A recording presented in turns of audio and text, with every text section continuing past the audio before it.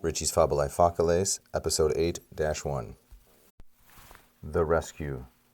At Perseus ubi haec vidit, gladium suum eduxit, et postquam talaria induit in aera sublatus est. Tum de super in monstrum impetum subito fecit, et gladio suo colum eius graviter vulneravit.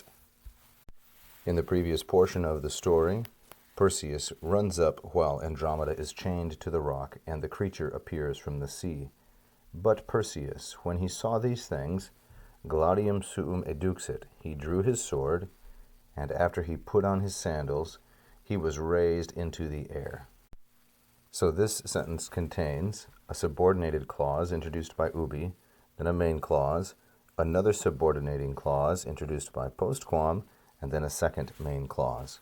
So he drew his sword, he was raised into the air. But then we have these subordinations. First of all, Perseus, masculine singular and nominative, clearly the subject, quite straightforward. The subject of vidit, which is a third singular, perfect indicative active, from the second conjugation verb video, videre.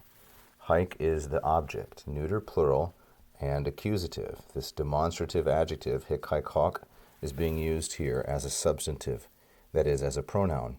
But when Perseus saw these things, he did two things. Eduxit, he drew out, eduxit, his sword. Eduxit is from the third conjugation verb educo, educere, and here it's in the third singular, perfect tense. Its object is gladium suum, which is masculine, singular, and accusative. Gladius is a second declension noun. It's masculine, gladius, gladii, like so. And then we have postquam. There's the conjunction. And after, induit, he put on. This is from the third conjugation verb induo, induere. He put on his talaria. Those are the winged sandals shown here on the character of Hermes. Talaria is neuter, plural, and accusative. And after he put on his sandals, sublatus est. He was raised into the air, in aera. This verb sublatus est is a third singular, perfect indicative passive. Sublatus is the fourth principal part of the verb tolo, tolere, which is a third conjugation. Tolo, tolere, sustuli, and sublatus. And so this is passive. In aera, this is the third declension noun, aer, like so.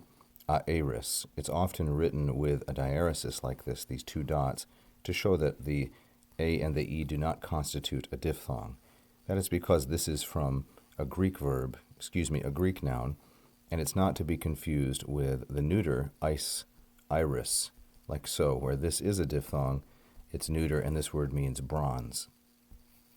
So to review, but when Perseus saw these things, he drew out his sword, and after he put on his winged sandals, he was raised into the air, into the sky. Tum de super, then from above. De super here is an adverb. It means from a place above. De and super. Then from above, on to the creature, he suddenly made an attack, a charge. Impetum here is the object.